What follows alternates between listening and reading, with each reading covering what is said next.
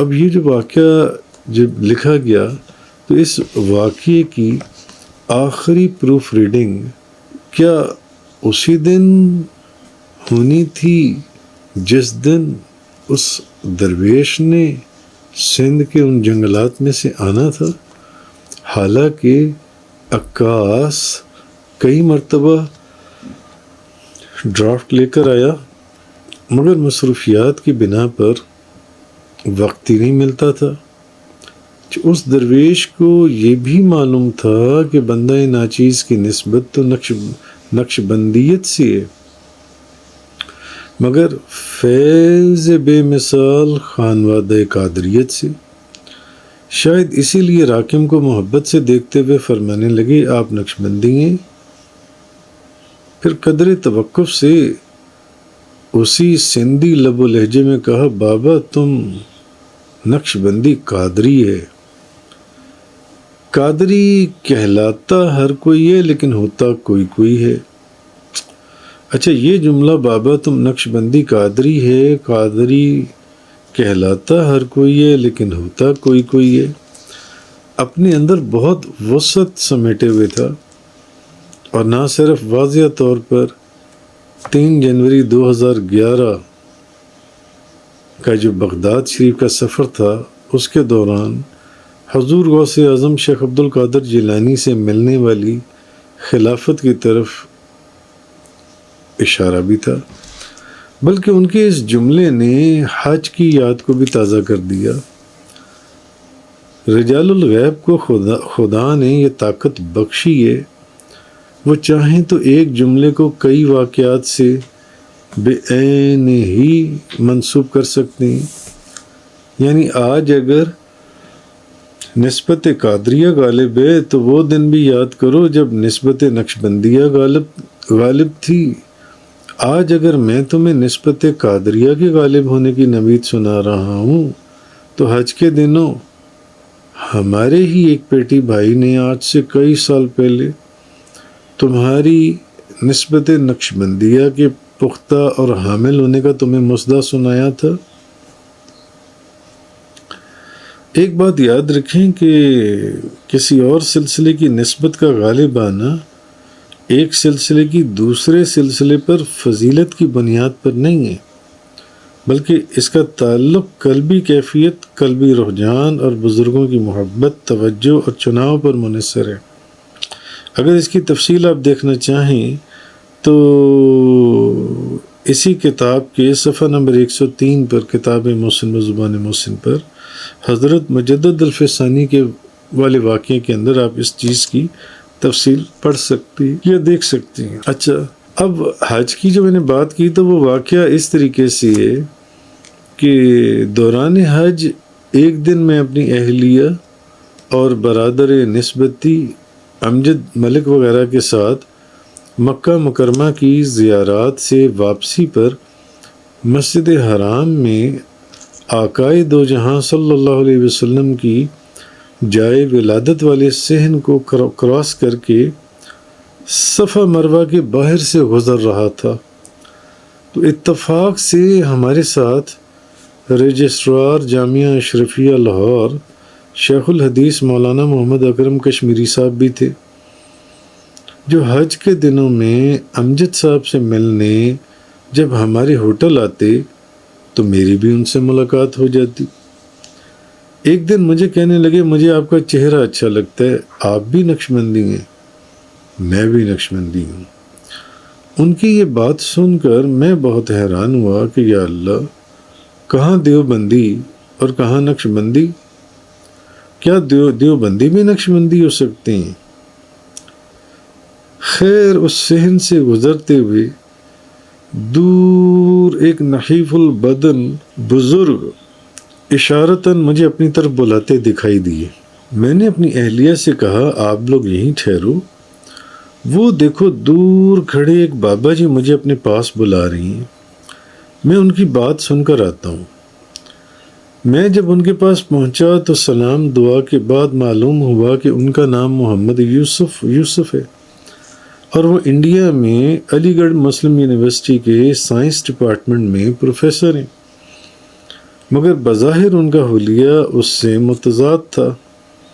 ان کے پھٹے پرانے میلے کچیلے کپڑے اور ٹوٹا ہوا چشمہ کچھ اور ہی داستان سناتا تھا۔ کہنے لگے آپ سے تنہائی میں تھوڑا وقت چاہیے۔ میں نے وہیں سے گھر والوں کو اشارہ کیا کہ آپ لوگ ہوٹل چلیں، میں آتا ہوں۔ دوبارہ ان کی طرف متوجہ ہوا تو کہنے لگے آپ نقش بندی ہیں، لیکن وہ سامنے جو شخص جا رہا ہے شیخ الحدیث یعنی محمد اکرم کشمیری کی طرف اشارہ کرتے ہوئے کہنے لگے وہ نقش بندی نہیں، وہ صرف نام کی اور کہلانے کی حد تک نقش بندی ہیں۔ میں ٹھٹکا کہ لوگوں کی نسبتوں سے آگاہ یہ فقیر یہ بھی جانتا ہے کہ میں تو نقش بندی ہوں مگر مولانا محمد اکرم کشمیری نقش بندی نہیں۔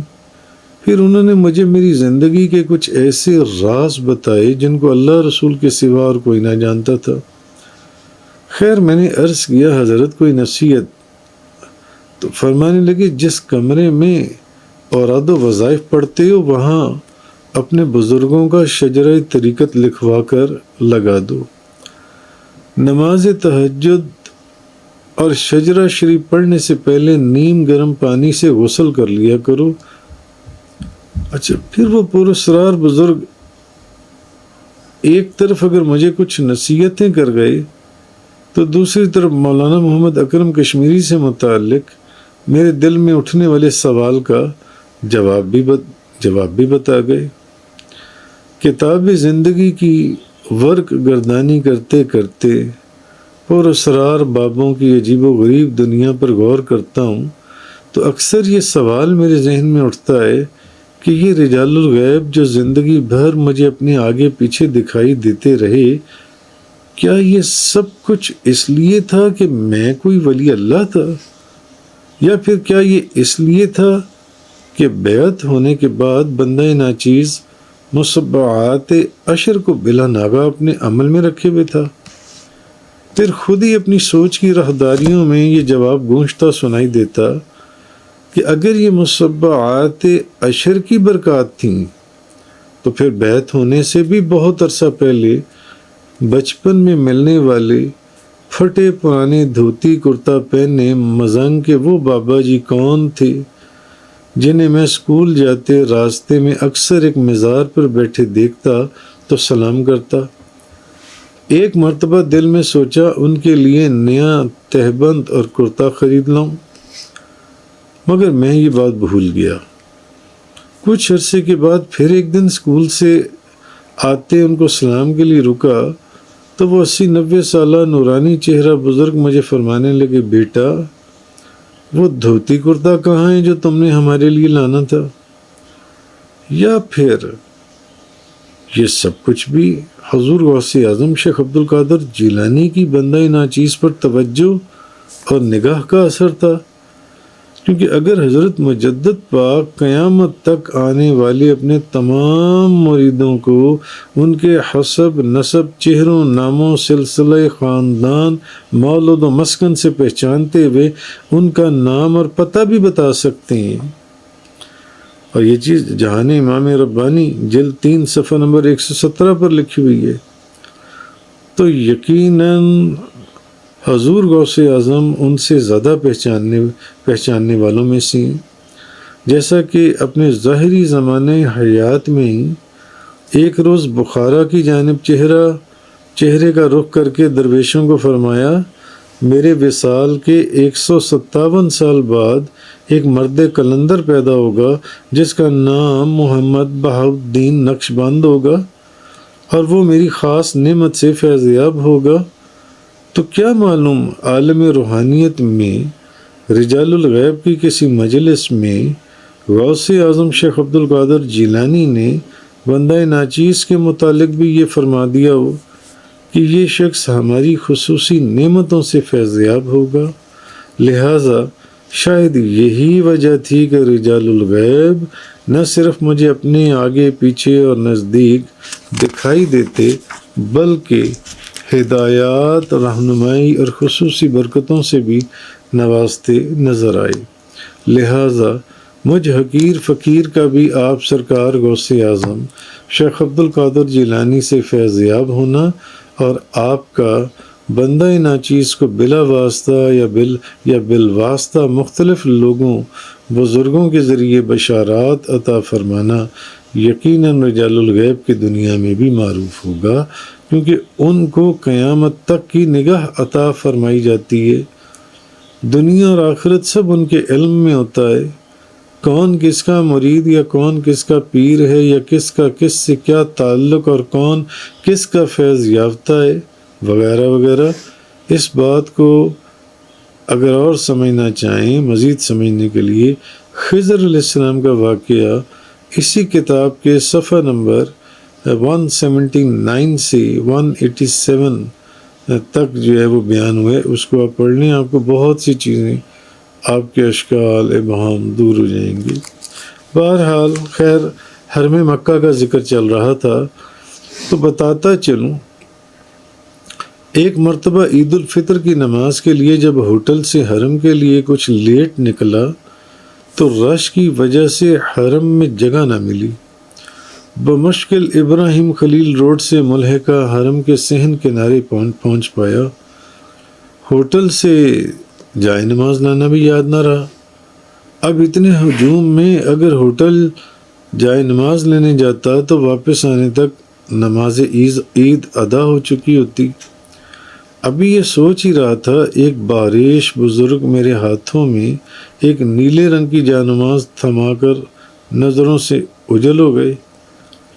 اسی طرح ایک مرتبہ اور عید الفطر ہی کے موقع پر نماز عید ادا کرنے کے بعد مسجد حرام باب فہد بن عبدالعزیز کے باہر والے صحن میں ایک ایرانی یا غالباً ترکی حلیے میں بابا جی نیلے رنگ کا سفاری سوٹ پہنے، سفر پر ٹوپی رکھے، ہاتھوں میں بڑے بڑے چمکدار تسبیحوں کا بڑا سا گچھا پکڑے دور چلے جا رہے تھے۔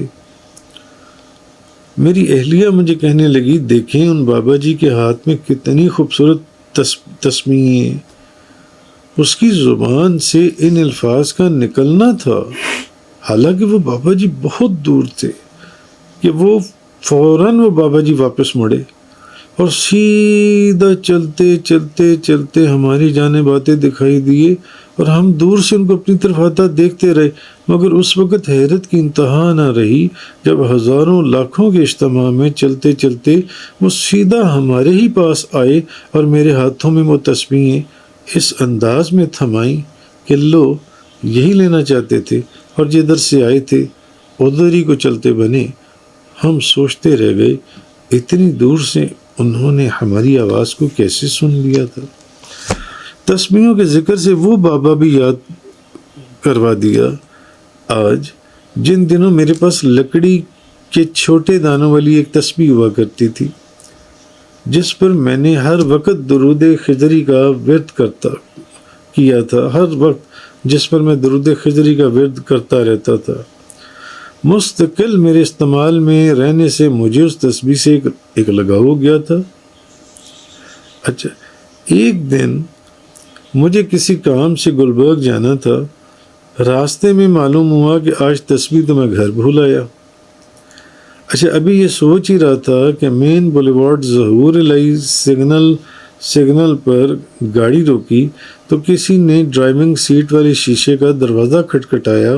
دیکھا تو ایک بابا جی جن کے ہاتھ میں لکڑی کی تسبیحاں تھیں مجھے فرمانے لگے، تسبیح خریدو گے؟ جب انہوں نے تسبیح میرے ہاتھ میں تھمائی تو میں یہ دیکھ کر حیران رہ گیا کہ یہ تو وہی تسبیح، ویسی ہی تسبیح جیسی میری تسبیح جو میں گھر میں بھول آیا ہوں۔ سوچتا ہوں زندگی گزر گئی، 50 سالوں میں کم و بیش ہر دوسرے دن اسی سگنل سے گزرا، مگر نہ کبھی اس سے پہلے اور نہ کبھی اس کے بعد وہاں تسبیحاں بیچتا کوئی بابا نظر آیا۔ یہاں 26 دسمبر 1992 کو داتا گنج بخش رحمۃ اللہ علیہ کے مزار پر ملنے والے ان بزرگوں کا ذکر نہ کرنا تشنگی سے خالی نہ ہوگا کہ میں جیسے ہی دربار کے احاطے میں داخل ہوا، ایک طویل القامت بزرگ سامنے صحن میں کھڑے نظر آئے۔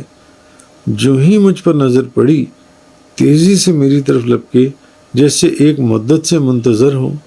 سلام کے بعد کہنے لگے، حضور علیہ السلام آپ پر نازاں ہیں اور سرکار بغداد آپ سے خوش ہیں۔